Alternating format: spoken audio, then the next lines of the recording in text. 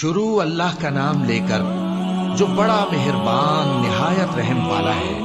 ہم نے نوح کو ان کی قوم کی طرف بھیجا کہ پیشتر اس کے کہ ان پر درد دینے والا عذاب واقع ہو اپنی قوم کو خبردار کر دو۔ انہوں نے کہا کہ بھائیو، میں تم کو کھلے طور پر خبردار کرتا ہوں کہ اللہ کی عبادت کرو اور اس سے ڈرو اور میرا کہا مانو، وہ تمہارے گناہ بخش دے گا اور موت کے وقت مقرر تک تم کو مہلت عطا کرے گا۔ جب اللہ کا مقرر کیا ہوا وقت آ جاتا ہے تو تاخیر نہیں کی جاتی، کاش تم جانتے ہوتے۔ جب لوگوں نے نہ مانا تو نوح نے اللہ سے عرض کی کہ پروردگار، میں اپنی قوم کو رات دن بلاتا رہا، لیکن میرے بلانے سے وہ اور زیادہ گریز کرتے رہے۔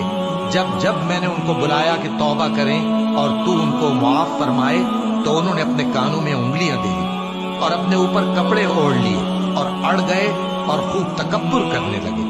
پھر میں ان کو بلند آواز سے بھی بلاتا رہا، پھر علانیہ بھی اور رازداری سے بھی سمجھاتا رہا۔ پھر میں نے کہا کہ اپنے پروردگار سے معافی مانگو کہ وہ بڑا معاف کرنے والا ہے۔ وہ تم پر آسمان سے موسلا دھار میں برسائے گا اور تمہارے مال اور بیٹوں میں اضافہ کرے گا اور تمہیں باغ عطا کرے گا اور ان میں تمہارے لیے نہریں بہا دے گا۔ تم کو کیا ہوا ہے کہ تم اللہ کی عظمت کا اعتقاد نہیں رکھتے، حالانکہ اس نے تم کو طرح طرح کی حالتوں میں پیدا کیا ہے؟ کیا تم نے نہیں دیکھا کہ اللہ نے 7 آسمان کیسے اوپر تلے بنائے ہیں اور چاند کو ان میں روشن بنایا ہے اور سورج کو چراغ بنا دیا ہے؟ اور اللہ ہی نے تم کو زمین سے ایک خاص طرح سے پیدا کیا ہے، پھر اسی میں تمہیں وہ لوٹا دے گا اور اسی سے تم کو نکال کھڑا کرے گا۔ اور اللہ ہی نے زمین کو تمہارے لیے فرش بنایا تاکہ اس کے بڑے بڑے کشادہ رستوں میں چلو پھرو۔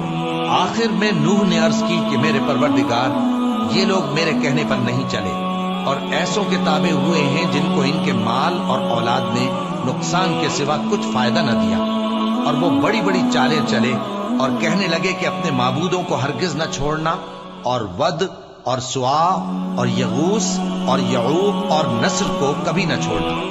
اور اے پروردگار، انہوں نے بہت لوگوں کو گمراہ کر دیا ہے، اور تو ان ظالموں کو اور زیادہ گمراہ کر دے۔